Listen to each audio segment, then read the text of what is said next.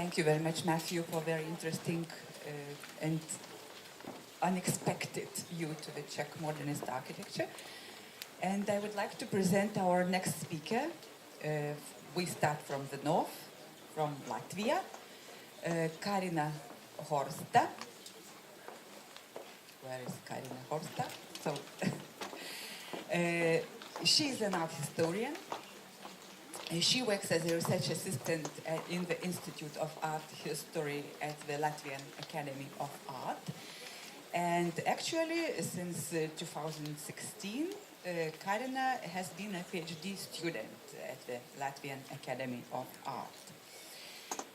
But she is already, she has important publications and prizes for her publications, her works.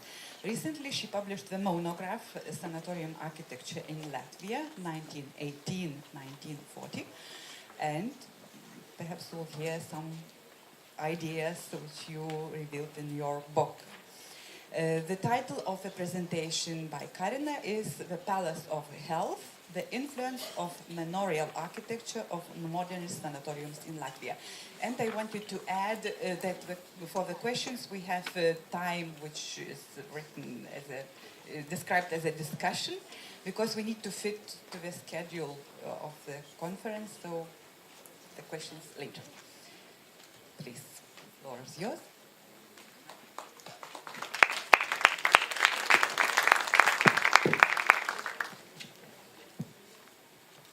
Good morning, everyone. And the topic of my today's presentation was actually one of the main reasons why I chose to research sanatorium architecture in my master's thesis. And that led to my first book, Sanatorium Architecture in Latvia, 1918 to 1940. And so here you can see, it's real. And yes. And there I describe and analyze situation and link between healthcare and architecture in the interwar Latvia. At the time, sanatoriums often were called as palaces of health in the local Latvian press. That describes people's perception of these ambitious, outstanding, and technologically advanced buildings situated in picturesque landscape, which were meant for the patient, not the rich or nobility this time. Sanatoriums were largely meant to treat tuberculosis, but sometimes other chronic illnesses as well. The First World War, with its malnutrition, humble living conditions, and shortage of medical care, had left a legacy of contagious diseases, especially tuberculosis, all across Europe. These circumstances initiated the boom of sanatoriums in the interwar period.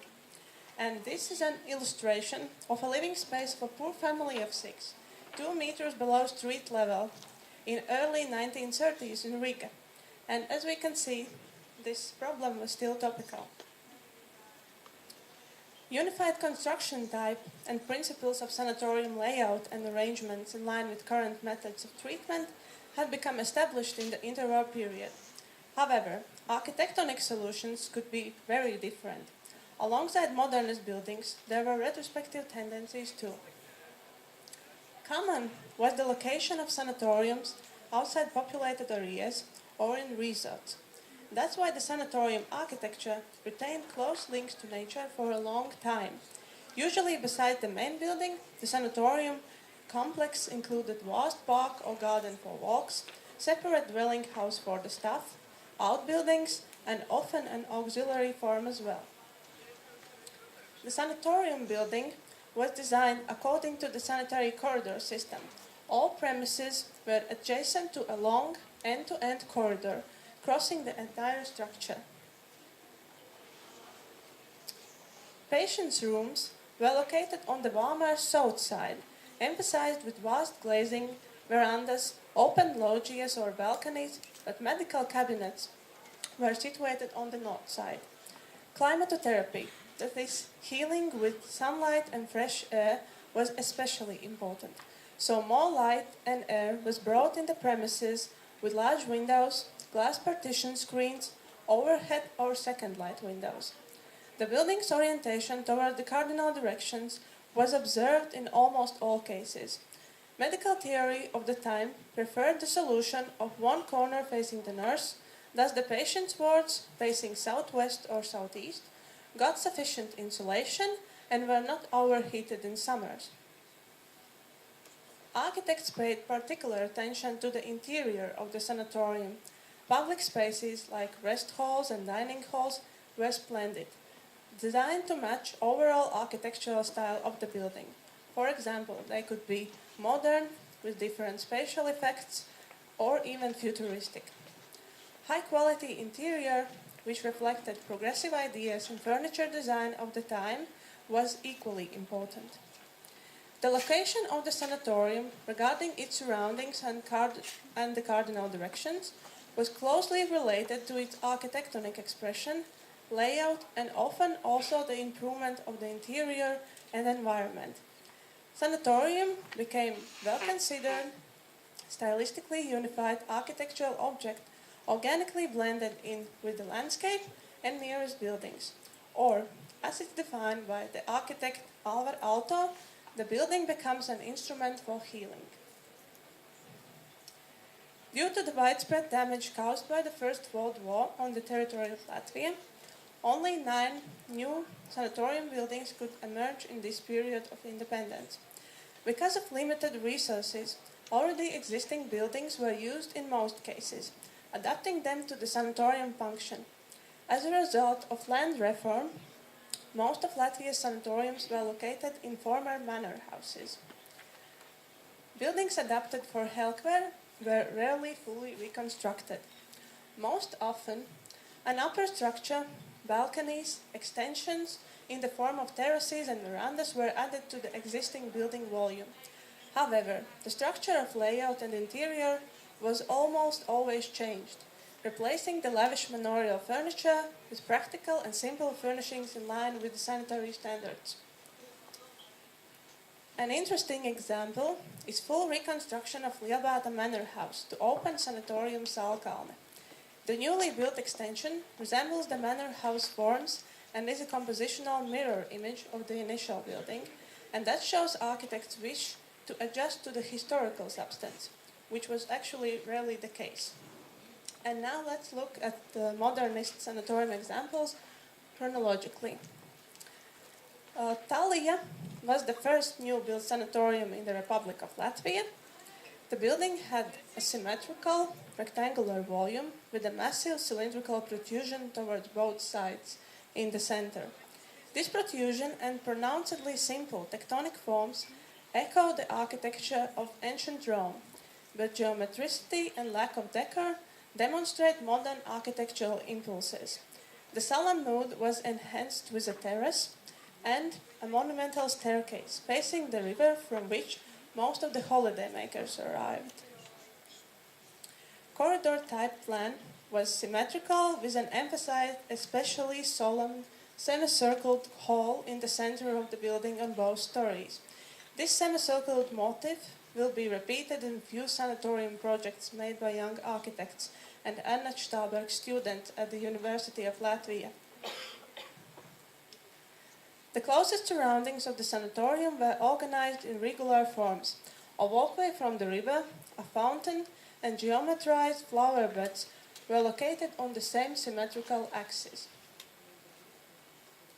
The next one is Riga City Biķernieki Sanatorium, and that was a modern, rationally planned two-story building with markedly horizontal rows of window openings. On the east side, it was complemented with an open two-story wooden extension for climatotherapy. The sanatorium's main facade was symmetrical. An angular Art Deco style gable with a vertical accent highlighted the central symmetrical axis and main entrance portal. Angular decor appeared also in the portal and on other buildings of the complex, as well as in the interior. Sanatorium Sālsteri is an outstanding example of functionalism in Latvia's architectural history. The sanatorium building is one of the few designed strictly asymmetrically with a complex composition of volumes. The structure manifests expressive means typical of functionalism. Arrangement of cube-shaped building volumes, flat roofs, massive balconies and terraces, large glazed areas in horizontal rows, contrasted with vertical window openings. There was also a terraced park close to the sanatorium, aligned with the modernist idea of parks, and landscape park further in the forest. The south facade was glazed on all floors in line with the basic principles of the sanatorium architecture and complemented with 2 balconies. However, we can't see any clear references to manorial architecture in the structure of the building, of course. Only the interior of sanatorium's rest hall could be somehow more connected to the tradition. It was painted in deep color, complemented with a golden ornament that referenced to the name of the institution, Saulsteri, meaning sunbeams, and also the furniture was quite conservative. Next one, already seen today, Tervete Sanatorium was the most ambitious and modern new-built sanatorium in the interwar period Latvia. The monumental horizontally extended building could accommodate 250 patients.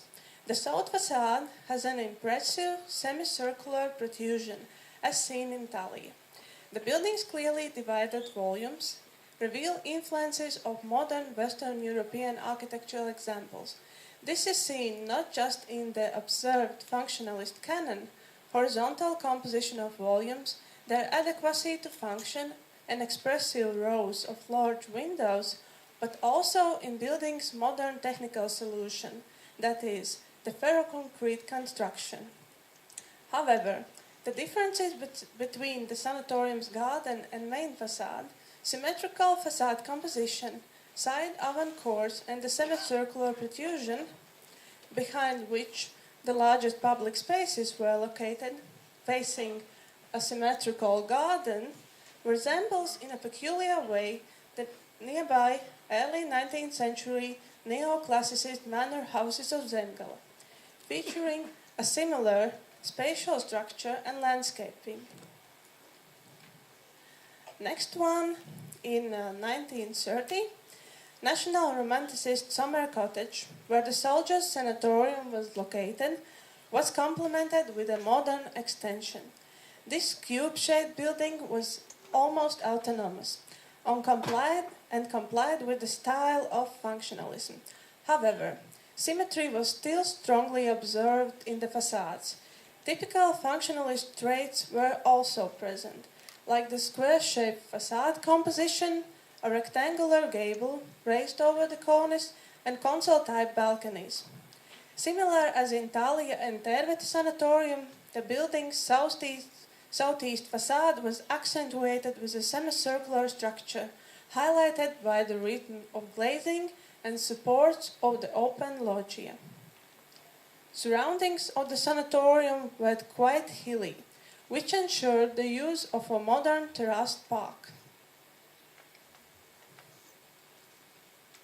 The construction design of the railwaymen's rest sanatorium in Bulduri complied with functionalism.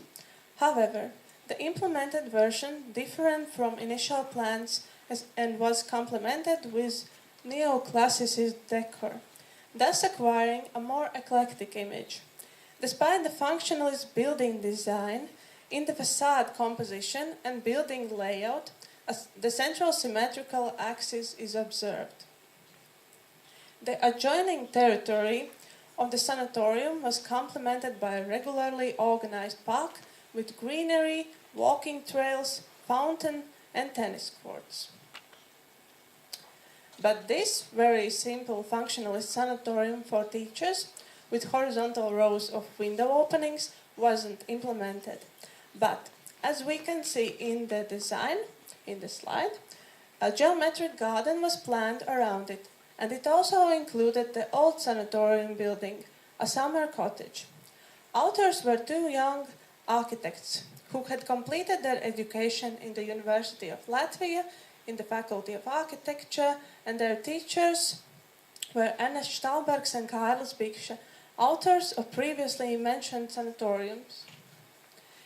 The natural terrain was successfully used in the sanatorium Gaujas, achieving a rich, asymmetrical but clear composition of volumes, two rectangular blocks of different height perpendicular to each other. The building had simple and reserved construction forms, whose architectonic expression was created by the use of natural, modest materials of finish, wood and plastering.